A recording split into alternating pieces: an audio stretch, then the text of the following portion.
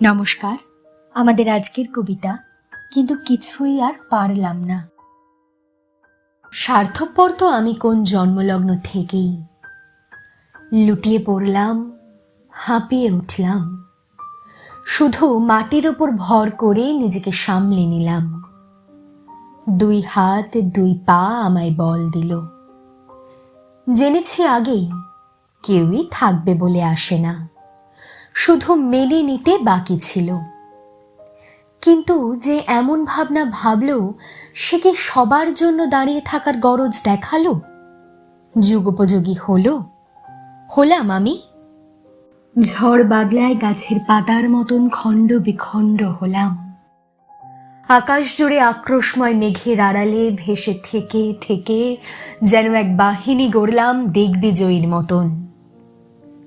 নিজেই তো বেঁচে থাকার তাগিদকে বাঁচিয়ে রাখতে চেয়েছিলাম। জ্যোতি ছিল জীবনের অর্ধাংশে, বাকি অর্ধেক অধিকাংশই অজানার। তাকে কি আমি মৃত্যু বলে সম্বোধন করতে পারি? যেভাবে মহাকাশে ঘূর্ণায়মান নীল গ্রহখানি সদা সূর্যকিরণে আধিক উজ্জ্বল আধিক আঁধারে, নিজে বাঁচলাম, সকলে আবছা হলো তবু। সেই সব কসরত দেখে দেখে যেন নিজেও নিজের জীবনের খোলসের হাঁপ ছেড়ে অন্য আরেক দিকে মনোযোগ দিলাম, যেদিকে যাওয়া অবশ্যম্ভাবী। তবু কোনো সুস্থ মস্তিষ্ক জানান দেয় না সেই দাবি। কিন্তু কিছুই আর নতুন করে গড়ে তুলতে পারলাম না। যখন আমি রণক্ষেত্রে ছিলাম, জয়ের মুক্তখচিত মুকুট অনেক অর্জন করেছি। মাথায় পরিয়ে দেওয়ার মতন কাউকে পাইনি খুঁজে। কেউ ছিল না।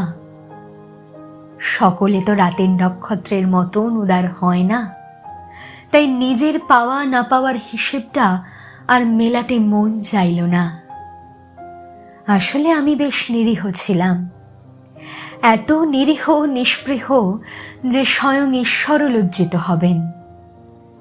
সকলের মুখ চেয়ে করজোর কপালে ঠেকালাম। সকলকে কাঁদতে দেখে নিজের রাত্রেই বিনিদ্র কাটালাম। সব মায়া সুতোর গিট খুলে নিজের ছায়াকে সরালাম ক্রমাগত।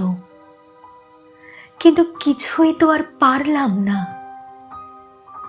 এক শিক্ষার্থী হিসেবেই আমি এসেছিলাম। এত বড় পৃথিবীর নিয়মগুলো অনেকখানি অজানা রয়ে গেল। অমন করেই না জানি কোন স্বপ্নের সনেট লিখে, জীবনের হাতে হাত রেখে, সাদরে করমর্দন করে, কখন মৃত্যুর কোলে মাথা রেখে বেঘোরে ঘুমিয়ে পড়লাম।